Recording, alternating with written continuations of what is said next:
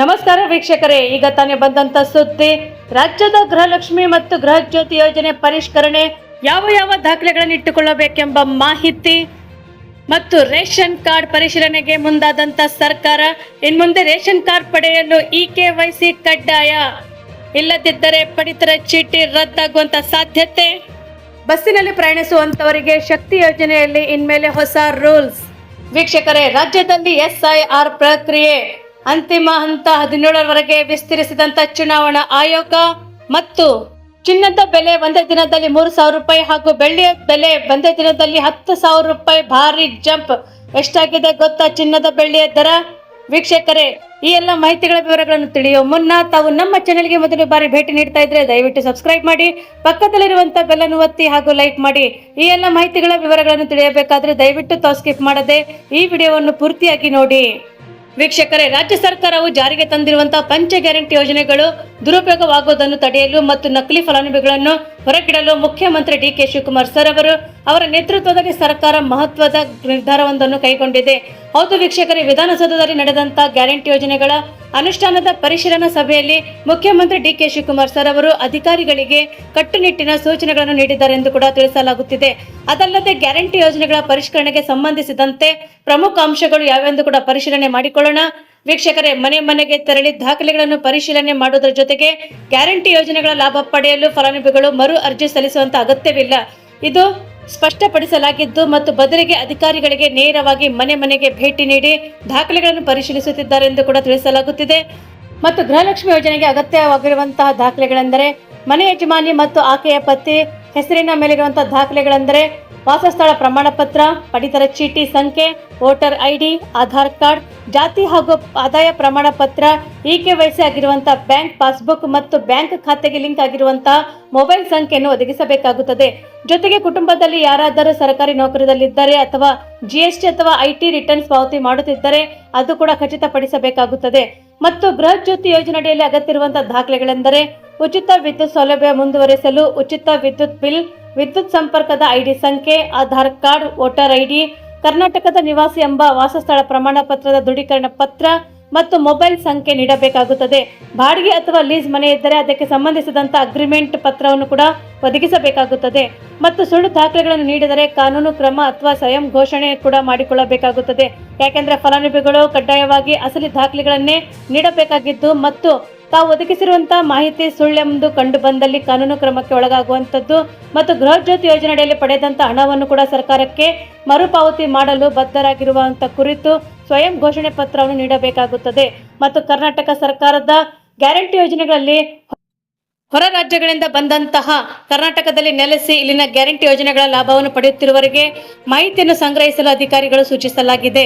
ಯೋಜನೆಗಳ ಲಾಭ ಕೇವಲ ರಾಜ್ಯದ ಅರ್ಹ ಫಲಾನುಭವಿಗಳಿಗೆ ಮಾತ್ರ ಸಿಗಬೇಕು ಮತ್ತು ಹೊರ ರಾಜ್ಯದ ಮತದಾರರಿಗೆ ಈ ಯೋಜನೆಯ ಲಾಭ ಸಿಗದಂತೆ ತಡೆಯಬೇಕೆಂದು ಕೂಡ ಮುಖ್ಯಮಂತ್ರಿ DK ಶಿವಕುಮಾರ್ ಸರ್ ಅವರು ತಿಳಿಸಿದ್ದಾರೆಂದು ಎನ್ನಲಾಗುತ್ತದೆ. ಇದೇ ವೇಳೆ ಆರ್ಥಿಕವಾಗಿ ಸಬಲರಾಗಿರುವಂತಹ ಅಥವಾ ಅನುಕೂಲಸ್ಥರು ಸ್ವಯಂ ಪ್ರೇರಿತರಾಗಿ ಗ್ಯಾರಂಟಿ ಯೋಜನೆಗಳನ್ನು ಬಿಟ್ಟುಕೊಡುವಂತೆ ಅವರು ಕರೆ ಕೂಡ ನೀಡಿದ್ದಾರೆ ಎಂದು ಕೂಡ ತಿಳಿಸಲಾಗುತ್ತಿದೆ. ವೀಕ್ಷಕರೇ, ಖಾತೆ ಬದಲಾವಣೆ ಅಥವಾ ವಾಟ್ಸ್ಆಪ್ ಮೆಸೇಜ್ ಸೌಲಭ್ಯ ಕೂಡ ಪಡೆದುಕೊಳ್ಳಬಹುದು.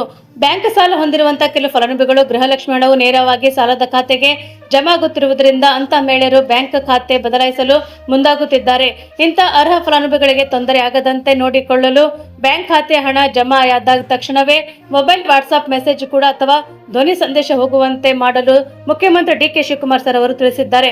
ಮತ್ತು ಶಕ್ತಿ ಯೋಜನೆಯಲ್ಲಿ ಸ್ಮಾರ್ಟ್ ಕಾರ್ಡ್ ಚಿಂತನೆ. ಹೌದು ವೀಕ್ಷಕರೇ, ಮಹಿಳೆಯರ ಉಚಿತ ಬಸ್ ಪ್ರಯಾಣದ ಶಕ್ತಿ ಯೋಜನೆಗಾಗಿ ಸ್ಮಾರ್ಟ್ ಕಾರ್ಡ್ ವಿತರಿಸಲು ಸರ್ಕಾರ ಯೋಚಿಸುತ್ತಿದೆ. ಮತ್ತು ಕಾರ್ಡ್ಗಳ ಸ್ಪೈಸ್ ಅಥವಾ ಟ್ಯಾಪ್ ಮೂಲಕ ಮಾಡುವಂತಹ ಮಾದರಿಯನ್ನು ಕೂಡ ಇರಬೇಕೆಂಬ ಒಂದು ಸದ್ಯ ಅಧ್ಯಯನ ನಡೆಸಲಾಗುತ್ತಿದೆ ಎಂದು ಕೂಡ ಎನ್ನಲಾಗುತ್ತಿದೆ. ವೀಕ್ಷಕರೇ, ರಾಜ್ಯ ಮತ್ತು ಕೇಂದ್ರ ಸರ್ಕಾರದ ಹಲವಾರು ಯೋಜನೆಗಳಿವೆ.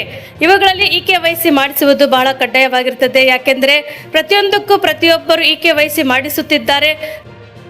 ಮತ್ತು ಗೃಹಲಕ್ಷ್ಮಿ ಗೃಹ ಜ್ಯೋತಿ ಯೋಜನೆ ಪರಿಶೀಲನೆ ನಡೆಯುತ್ತಿದ್ದು ಇದಕ್ಕೂ ಸಹ ಪ್ರಕ್ರಿಯೆ KYC ನಡೆಯುತ್ತಿದೆ. ವೀಕ್ಷಕರೇ, ಹೌದು ವೀಕ್ಷಕರೇ, ಈ ರೀತಿ ಗ್ಯಾಸ್ ಸಿಲಿಂಡರ್ ಪೂರೈಕೆಗೂ ಕೂಡ KYC ಕಡ್ಡಾಯ ಎಂದು ಕೂಡ ತಿಳಿಸಲಾಗುತ್ತಿದ್ದು ಇದರೊಂದಿಗೆ ಪಡಿತರ ಕಾರ್ಡ್ಗೂ ಸಹ KYC ಕಡ್ಡಾಯ ಎಂದು ಕೂಡ ಸರ್ಕಾರ ತಿಳಿಸುತ್ತಿದೆ.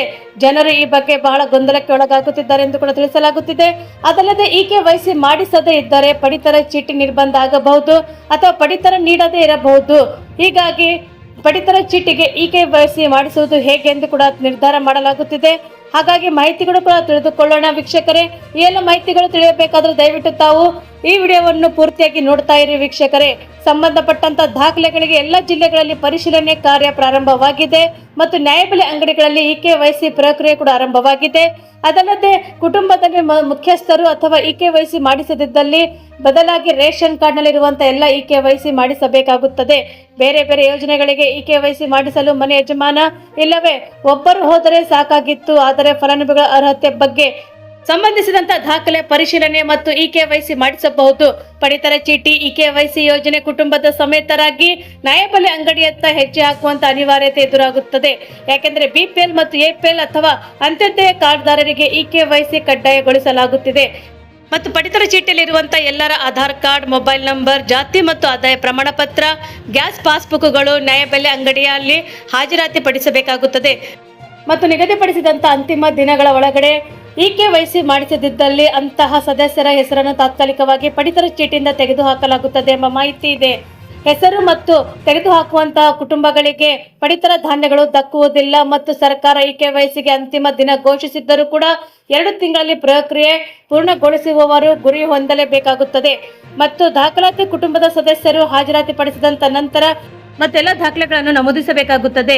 ಈ ಯೋಜನೆಗೆ ಇಕೆವೈಸಿ ಸೇರಿಸಿರುವಂತಹ ಕೆಲಸ ಈಗಾಗಲೇ ಎಲ್ಲ ಕಡೆ ಪ್ರಾರಂಭವಾಗಿದೆ ಎಂದು ಕೂಡ ತಿಳಿಸಲಾಗುತ್ತಿದೆ ಮತ್ತು ಪಡಿತರ ವ್ಯವಸ್ಥೆಯಲ್ಲಿ ಅಕ್ರಮಗಳನ್ನು ತಡೆಯಲು ಅರ್ಹ ಫಲಾನುಭವಿಗಳಿಗೆ ಮಾತ್ರ ಸರ್ಕಾರದ ಸೌಲಭ್ಯಗಳು ತಲುಪುವಂತ ಉದ್ದೇಶದಿಂದ ಆಹಾರ ಮತ್ತು ನಾಗರಿಕ ಸರಬರಾಜು ಇಲಾಖೆ ಹೊಸ ಕ್ರಮವೊಂದನ್ನು ಜಾರಿಗೆ ತಂದಿದೆ.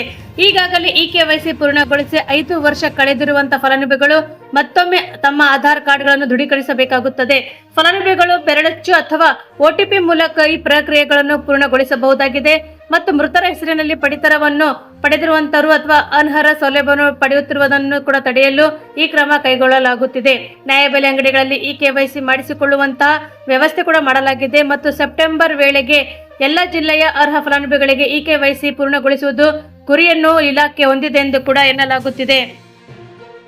ವೀಕ್ಷಕರೇ, ರಾಜ್ಯ ಸರ್ಕಾರದ ಮಹತ್ವಾಕಾಂಕ್ಷೆಯಾದಂತಹ ಶಕ್ತಿ ಯೋಜನೆ ಅಡಿಯಲ್ಲಿ ಕೆಎಸ್ಆರ್ಟಿಸಿ ಬಸ್ಗಳಲ್ಲಿ ಮಹಿಳೆಯರಿಗೆ ಶೂನ್ಯ ಮೊತ್ತದ ಟಿಕೆಟ್ ವಿತರಿಸುವಲ್ಲಿ ನಡೆಯುತ್ತಿರುವಂತಹ ಲೋಪದೋಷಗಳು ಹಾಗೂ ಅಕ್ರಮಗಳಿಗೆ ತಡೆ ಹಾಕಲು ಸಾರಿಗೆ ಸಂಸ್ಥೆ ಕಠಿಣ ಕ್ರಮಕ್ಕೆ ಮುಂದಾಗಿದೆ. ಹೌದು ವೀಕ್ಷಕರೇ, ಉಚಿತ ಟಿಕೆಟ್ ನೀಡುವಲ್ಲಿ ಎಡವಟ್ಟು ಅಥವಾ ಅಕ್ರಮದ ಎಸಗುವಂತಹ ಚಾಲನಾ ಸಿಬ್ಬಂದಿಗಳಲ್ಲಿ ವಿರುದ್ಧ ಶಿಸ್ತು ಕ್ರಮ ಕೈಗೊಳ್ಳಲು ಹೊಸ ಮಾರ್ಗಸೂಚಿಗಳನ್ನು ಅಥವಾ ಸೂತ್ರಗಳನ್ನು ಬಿಡುಗಡೆ ಮಾಡಿದ್ದಾರೆ. ಈ ನೂತನ ನಿಯಮಾವಳಿಗಳು ಆಗಸ್ಟ್ 1ರಿಂದಲೇ ಜಾರಿಗೆ ಬಂದಿದ್ದು, ನಿರ್ವಾಹಕರು ಮತ್ತು ಎಸಗುವಂತಹ ಲೋಪದೋಷಗಳನ್ನು 3 ಪ್ರಮುಖ ವಿಭಾಗಗಳಾಗಿ ವರ್ಗೀಕರಿಸಿದ್ದಾರೆ. ಶಕ್ತಿ ಯೋಜನೆಯಡಿಯಲ್ಲಿ ಟಿಕೆಟ್ ವಿತರಣೆಯಲ್ಲಿ ನಿರ್ವಾಹಕರು ಎಸಗುವಂತಹ ಲೋಪದೋಷಗಳನ್ನು ಕೂಡ 3 ಹಂತಗಳಲ್ಲಿ, ಅಂದರೆ ಸಾಮಾನ್ಯ ಪ್ರಕರಣ, ಕೆಂಪು ಗುರುತಿನ ಪ್ರಕರಣ ಅಥವಾ ಅಸಾಧಾರಣ ಕೆಂಪು ಗುರುತಿನ ಪ್ರಕರಣ ಎಂದು ವಿಂಗಡಿಸಲಾಗಿದೆ ಮತ್ತು ಕರ್ನಾಟಕದ ಮಹಿಳಾ ಪ್ರಯಾಣಿಕರಿಂದ ದಂಡ ವಸೂಲಿ ಮಾಡದೆ ಲೋಪದೋಷಗಳ ವಿವರಗಳೊಂದಿಗೆ ನಿರ್ವಾಹಕರಿಗೆ ನಿಯಮಾನುಸಾರ ಮೆಮೊ ನೀಡಲಾಗುತ್ತದೆ ಮತ್ತು ಬಸ್ಸಿನಲ್ಲಿರುವಂತಹ ಒಟ್ಟು ಪ್ರಯಾಣಿಕರ ಸಂಖ್ಯೆಗೆ ಅನುಗುಣವಾಗಿ ಪ್ರಕರಣ ವರ್ಗೀಕರಿಸಲಾಗುತ್ತದೆ ಎಂದು ಸಹ ಎನ್ನಲಾಗುತ್ತಿದೆ. ವೀಕ್ಷಕರೇ, ರಾಜ್ಯದಲ್ಲಿ ನಡೆಯುತ್ತಿರುವಂತಹ SIR ಪ್ರಕ್ರಿಯೆ ಇದೀಗ ಅಂತಿಮ ಹಂತಕ್ಕೆ ತಲುಪಿದ್ದು, ಈ ನಡುವೆ ಕೂಡ ರಾಜಧಾನಿ ಬೆಂಗಳೂರಿನಲ್ಲಿ ಭಾರಿ ಸಂಖ್ಯೆಯ ಮತದಾರರ ಹೆಸರು ಪಟ್ಟಿಯಿಂದ ಹೊರಬೀಳುವ ಸಾಧ್ಯತೆ ಕಂಡು ಬಂದಿದೆ. ಮನೆ ಪರಿಶೀಲನೆ ಅವಧಿಯಲ್ಲಿ ಕೂಡ ಚುನಾವಣಾ ಆಯೋಗವು ಆಗಸ್ಟ್ 17ರವರೆಗೆ ವಿಸ್ತರಿಸುವಂತಹ ಆದೇಶವನ್ನು ಹೊರಡಿಸಿದೆ. ಅದಲ್ಲದೆ ನಗರದಲ್ಲಿ ಸುಮಾರು 49 ಲಕ್ಷ ಮತದಾರರ ಹೆಸರುಗಳನ್ನು ಮತದಾರರ ಪಟ್ಟಿಯಿಂದ ಹೊರಗೆ ತೆಗೆಯುವಂತಹ ಆತಂಕಕಾರಿ ಮಾಹಿತಿ ಕೂಡ ಹೊರಬಂದಿದೆ. ಹೌದು ಗೆಳೆಯರೆ, ಗ್ರೇಟರ್ ಬೆಂಗಳೂರು ವ್ಯಾಪ್ತಿಯಲ್ಲಿ ಪ್ರಸ್ತುತ ಒಟ್ಟು 1.3 ಕೋಟಿ ಮತದಾರರಿದ್ದಾರೆ. ಇವರಲ್ಲಿ ಮೃತಪಟ್ಟವರು ಮತ್ತು ಬೇರೆ ಕಡೆಗೆ ವಾಸಸ್ಥಳ ಬದಲಾಯಿಸಿದವರು, ಈ ತರ ಶಿಫ್ಟ್ ಮಾಡಿದಂತಹ ಬೇರೆ ಕಡೆ ನೋಂದಣಿಯಾಗದಿರುವುದು ಮತ್ತು ಅವರು ಶಾಶ್ವತವಾಗಿ ನಗರ ತೊರೆದಿರುವಂತಹ ಸಂಖ್ಯೆಯನ್ನು ಕೂಡ ಪ್ರತ್ಯೇಕವಾಗಿ ಗುರುತಿಸಲಾಗಿದ್ದು, ಬರೋಬ್ಬರಿ 49 ಲಕ್ಷಕ್ಕೆ ತಲುಪಿದೆ. ಇಷ್ಟೊಂದು ಬೃಹತ್ ಪ್ರಮಾಣದಲ್ಲಿ ಹೆಸರುಗಳನ್ನು ಕಡಿತಗೊಳ್ಳಲು ಸಾಧ್ಯತೆ ಇರುವುದರಿಂದ ಚುನಾವಣಾ ಆಯೋಗವು ಕೂಡ ಅತ್ಯಂತ ಗಂಭೀರವಾಗಿ ಪರಿಗಣಿಸಿದೆ. ಯಾವುದೇ ಅರ್ಹ ಮತದಾರರ ಹಕ್ಕು ಮೋಟಕವಾಗಬಾರದೆಂದು ಕೂಡ ಉದ್ದೇಶದಿಂದ ಆಯೋಗವು ತೀವ್ರ ಮುನ್ನೆಚ್ಚರಿಕೆ ಕ್ರಮವನ್ನು ಕೈಗೊಂಡಿದೆ ಮತ್ತು ADSSO ಮೂಲಕವೂ ಕೂಡ ಗುರುತಿಸಲಾಗಿರುವಂತಹ ಪ್ರಕರಣಗಳನ್ನು ಕೂಡ ಪ್ರತ್ಯೇಕವಾಗಿ ಯಾವುದೇ ಗೊಂದಲಗಳಿಗೆ ಆಸ್ಪದ ನೀಡದಂತೆ 2 ಬಾರಿ ಕೂಲಂಕುಷವಾಗಿ ಪರಿಶೀಲನೆ ನಡೆಸುವುದೇ ಕಟ್ಟುನಿಟ್ಟಿನ ನಿರ್ದೇಶನ ನೀಡಲಾಗಿದೆ. ಈ ಕುರಿತು ಸ್ಪಷ್ಟನೆ ನೀಡಿರುವಂತಹ ಜಿಲ್ಲಾ ಚುನಾವಣಾಧಿಕಾರಿಗಳು ಮತ್ತು ಬೆಂಗಳೂರಿನ ವ್ಯಾಸಂಗ ಮಾಡುತ್ತಿದ್ದಂಥ ವಿದ್ಯಾರ್ಥಿಗಳಿಗೆ, ಯೋಧರು ಆಗಿರಬಹುದು ಮತ್ತು ಉದ್ಯೋಗ ಆರಿಸಿ ಬೇರೆ ರಾಜ್ಯಗಳಿಂದ ಬಂದಿದ್ದವರಲ್ಲಿ ಕೂಡ ಹೆಚ್ಚಿನವರು ತಮ್ಮ ಮೂಲ ಸ್ಥಳಗಳಿಗೆ ಅಥವಾ ಬೇರೆ ನಗರಗಳಿಗೆ ಸ್ಥಳಾಂತರಗೊಂಡಿದ್ದಾರೆ. ಹೀಗಾಗಿ ಪಟ್ಟಿಯಲ್ಲಿ ಇಷ್ಟೊಂದು ದೊಡ್ಡ ಮಟ್ಟದ ಹೆಸರುಗಳು ಕೂಡ ಡಿಲೀಟ್ ಆಗುವಂತ ಸಾಧ್ಯತೆ ಕಾಣಿಸುತ್ತಿದೆ. ಪ್ರತಿಯೊಂದು ಪ್ರಕರಣಗಳನ್ನು ಕೂಡ ಸೂಕ್ಷ್ಮವಾಗಿ ಪರಿಶೀಲಿಸಿದ ನಂತರವೇ ಅಂತಿಮ ನಿರ್ಧಾರ ಕೈಗೊಳ್ಳಲಾಗುವುದೆಂದು ಕೂಡ ತಿಳಿಸಿದ್ದಾರೆಂದು ಎನ್ನಲಾಗುತ್ತಿದೆ.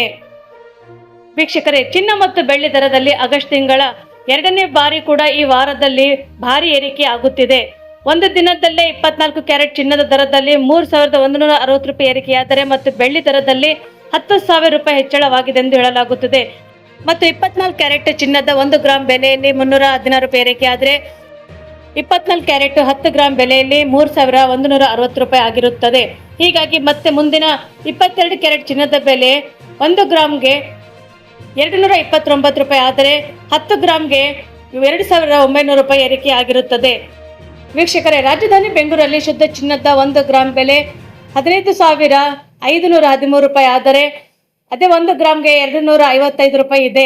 ಮತ್ತು ಬೆಳ್ಳಿ ದರದಲ್ಲಿ ನೋಡಿದರೆ ಬೆಳ್ಳಿ ದರದಲ್ಲಿ ಹೆಚ್ಚಳ ಕೂಡ ಕಂಡು ಬಂದಿದೆ ಗೆಳೆಯರೆ. ಯಾಕೆಂದ್ರೆ 1 ಗ್ರಾಮ್ಗೆ ಏರಿಕೆಯಾದಂಥ ಬೆಳ್ಳಿ 10 ರೂಪಾಯಿ ಇದ್ದಿದ್ದು 155 ರೂಪಾಯಿ ಆಗಿದ್ದು ಮತ್ತು 10 kg 1000ಕ್ಕೆ ಹೆಚ್ಚಳವಾಗಿ 2,55,000 ರೂಪಾಯಿ ಆಗಿದೆ.